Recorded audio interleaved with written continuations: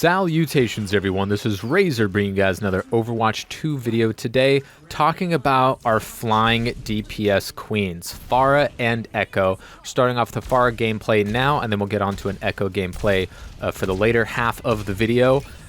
It's just free SR, to be completely honest, playing these flying characters because they are never contested. No one ever wants to look in their general direction, whether I'm Pharah myself or there is a Pharah on the enemy team. There actually happens to be one for this section of the gameplay, and I totally dominate her in the sky. I do have a Mercy Pocket for some of this game, but Pharah's dominance is not predicated on having a Mercy Pocket like she has been at times in the past, especially in Overwatch 1. But you know, her success has never really been predicated on how strong other characters in the game are. Boom, I win their battle there. It's all about, oh, we get the nice little combo boop to boop on the Roadhog. That was pretty sweet as we clean up right here. Just absolutely dominating. They also have a Mercy rezzing their Pharah, but if you have the skills, you have the practice, things are just really easy as far in Overwatch 2. They have been since beta, honestly. Nobody wants to look at them, and that was, you know, always a problem in Overwatch 1 as well. But with the huge change of it being solo tank, there's no off tank that you have to worry about, and that was really all Pharah needed to worry about in Overwatch 1 was the off tanks. You know, were they going to peel for the targets that she was going for? Was the D.Va going to go for her? Because D.Va is the best character at fighting Pharah. You may think, oh, hit scan, blah, blah, blah, Widowmaker. Hit scans, they're, spoiler alert, they're not very, hit scan players, DPS players, they aren't used to fighting Pharahs, and so they just don't. They just don't. Maybe someone will switch to a soldier and they get pocketed and they force you to switch where you don't have like a lot of area, say like on Route 66 or something like that. You know, it's not going to be perfect every single time, but when that isn't the case, she's completely uncontested because, you know, Widowmaker is actually not good against Pharah. Pharah is amazing against Widowmaker. Widowmaker can't do crap against Pharah. Widowmaker doesn't start. You might, you know, think like, oh, but in Overwatch League they switched to Widowmaker and they kill the Pharah.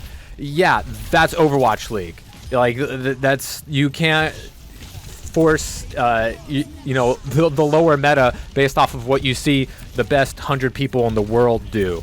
Widowmaker doesn't start beating Pharah till like Masters. In all honesty, it just doesn't happen. Just Pharah's kit is just really, really good at fighting Widowmaker. And if she has any sort of pocket, any sort of backup, any sort of cleanup on the DPS side or dive tank or anything like that, just Pharah cannot be stopped. I'm going to put the hog in the hole again because that's just what I do. Everyone's playing hog and nobody's playing D.Va. You know, people complain that D.Va was strong when the game first came out. Even though she wasn't picked that often and she wasn't really that strong, and then they nerfed her for no reason. She wasn't top 4 tank, and you know, this was back when before we had Ramattra, so there was even less tanks in the game then, and then they nerfed her for no reason. She wasn't picked a lot, she wasn't winning a lot, and she wasn't very strong. She had a lot of really bad matchups, including against the best character in the whole freaking game, Roadhog, right? He just hooks her. There's nothing she can do. No, he whole hogs, so you can defense matrix. Well, he just stops it, and then he hooks her, and then boom. You know, it's all over.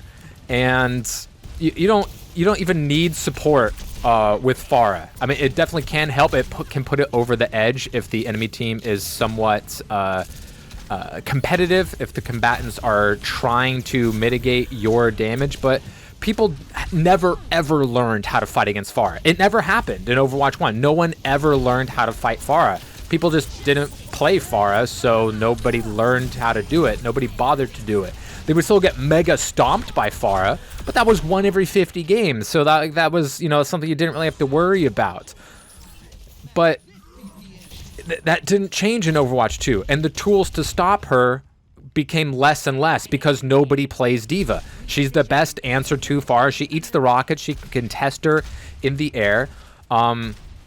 You know, Sojourn, while she's really good, she's not going to be able to hit her primary for big damage, especially against a pocketed Pharah. She just needs to get the charged railgun headshot to really do much against her if the Pharah is using her cooldowns somewhat appropriately and is continually flying in the air. It takes a little bit of practice to get it down if you haven't done it before, but things really have never changed for Pharah. She's never gotten a whole lot of tuning, and, you know, her ult is boom or bust, you know, mostly bust. You'll get maybe one kill and then super focused, but, you know, you can give her tons of support. She's great at staggering kills, which is even more detrimental to face up against in Overwatch 2, and it is also more common, and it is easier to do.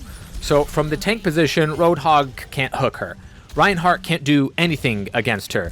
Orisa can maybe poke her out, hopefully get a lucky javelin and force her away, but she's probably not killing her.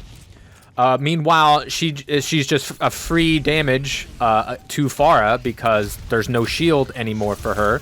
Her javelin isn't really going to be pointed up very much at all, so Pharah has no problem against her. And Winston, he can charge shot against her, but that's not even going to get her close to death. And he's not going to be able to follow up against it. And if she's pocketed, even if he hits 2 perfect fully charged shots, she's Gucci still. And then you take a look at Ramatra.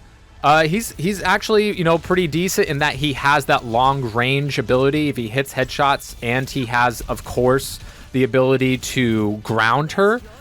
But, you know, until people start playing Ramatra a lot or learn how to focus down the Pharah, that's not something you're going to have to worry about. Ramatra takes a lot more coordination, teamwork, support, and cooldown management to play properly. And a lot of people aren't willing to do that, or, you know, at the very least for a while, unless he becomes super broken. But at the very least, his ultimate's not really going to touch her. He's never going to be her main focus because he has to do tank things. And that's really a huge thing. With there only being one tank, the tank has to do tank things. So they can't really look at Pharah or Echo, you know, unless they're D.Va, which nobody's playing and is very weak right now.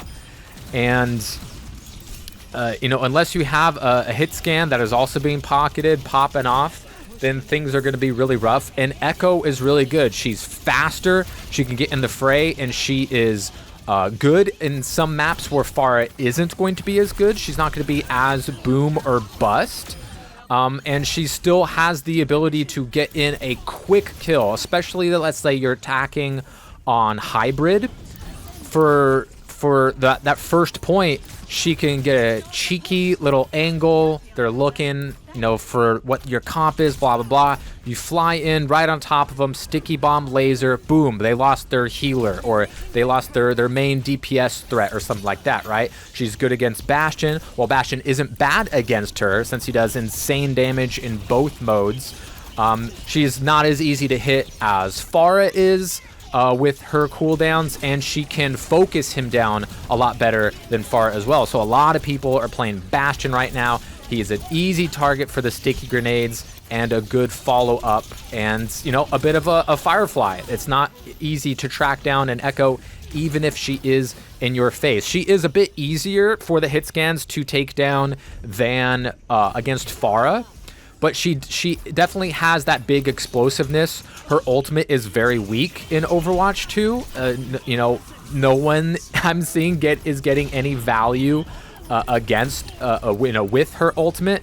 It can happen, but at the very least, it's going to get you just a little bit more pressure, a little bit more health, keep you alive, possibly, and that can, you know, make a difference.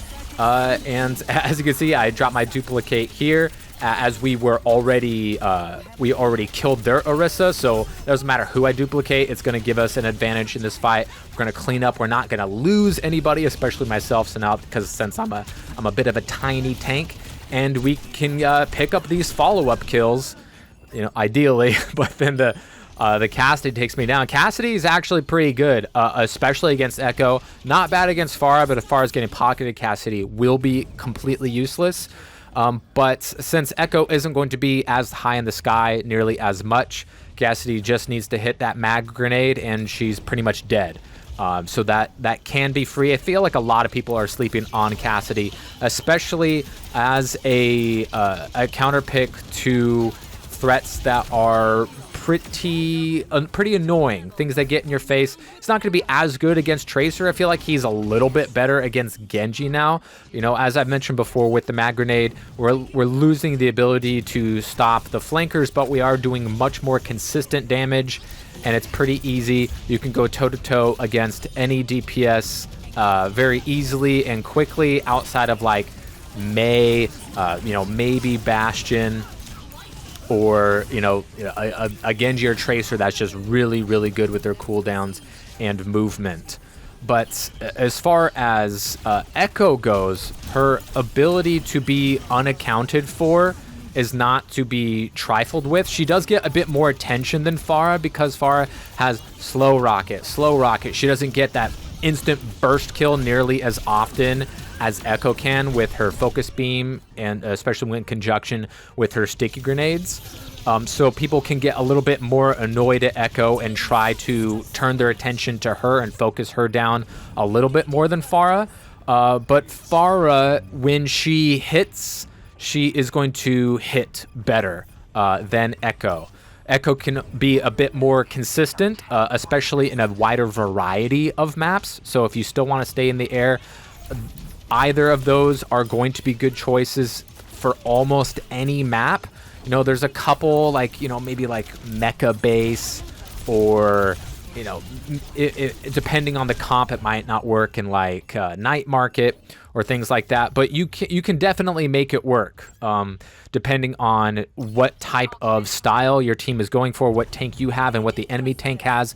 If they have Orisa, Echo is great, because that's easy sticker grenades, that's easy headshot damage, and then focus beam to nail her down. Even if she does have Fortify up, right? She's going to need a bit of help to take down that threat. And if you have something else that's annoying or has big burst damage, like a Genji in the back line that they have to consistently worry about, or a Reaper that can just jump on you and get an insta-kill, then if Echo isn't target number one, then she's kind of unstoppable. She becomes twice as good if she's not the primary target. Because if you want to shut down Echo, she can be fairly easy to shut down. A lot more easily than Pharah can be. But if you find yourself maybe without a pocket against like a really good tank or a really good support line that you're not able to focus down, and you're not able to kill their tank because they're getting such good support, then maybe Echo might be better in that instance than Pharah. So, you know, always make your adjustments based off of what the enemy team is playing. Cause like they have a Reaper right now that can't really do anything against Pharah at all, and Echo is also pretty much going to win that battle. She can control what kind of distance she fights from. She can get easy headshots and easy stick grenades when he uses his teleport, or when he's ulting, to make sure he doesn't get full value out of that. You know, you have tanks that you might have to worry about, especially with Echo. Winston isn't going to be great for her to fight, because he's just going to be bubbling himself and going in and out. So he's not going to be a good focus target for you to have. But you're not always going after the tanks. You usually aren't. If you find yourself a stationary DPS target like a Soldier 76, even if he's in the healing field, you get like 2-3 sticky grenades, headshot, you know, with your primary, and then go to the beam, he's dead. Unless he gets like bionated or gets some sort of external support, he's going to be falling down. But you're going to find yourselves like, okay, the Zen doesn't see me. Boom. And there's nothing he can do about it except pop his ultimate if he has it ready. A Mercy, you can bait the res, get her with the stickies, blast her down with the laser. So as you can see, if you have a lot of mobility, Echo can be really, really great to kind of just be lost in the shuffle. And if you're like slow and methodical, but with a big forward push, like with like a big tank like Orisa or Reinhardt or like something, the DPS or the tanks really can't afford to look at Pharah all the time. So even with she's out of pocket, she can get immense value.